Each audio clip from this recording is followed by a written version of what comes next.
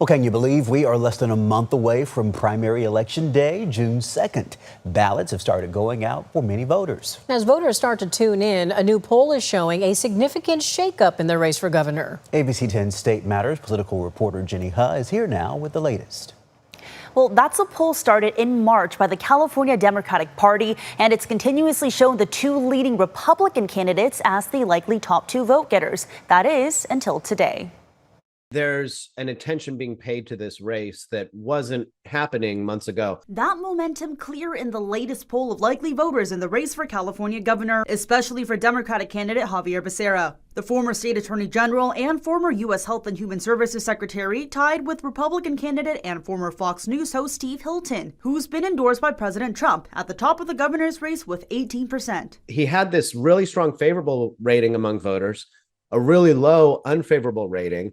And those paired together are kind of the seeds of potentially kind of growing in this field. That momentum had previously been with former Congressman and Democratic candidate Eric Swalwell, according to election data expert Paul Mitchell. Swalwell stepped down from the race last month following allegations of sexual assault, which he has denied. It's very likely that if he was still in the race, that there wouldn't have been this opportunity for Becerra to have this surge. Becerra has seen a major surge, jumping 15 points from just 3% in the Democratic Party's first survey back in March. And there's still room for movement. About 14% of voters remain undecided, down from 24% in May. Right behind Hilton and Becerra is Republican Riverside County Sheriff Chad Bianco with 14% of likely voters. Then it's Democrat Tom Steyer at 12%, Katie Porter at 8%, Matt Mahan at 7%, Antonio Villaraigosa at 2%, and Tony Thurmond at 1%. This is the first time your poll has shown a Democrat also in the top two. So what does that indicate to you?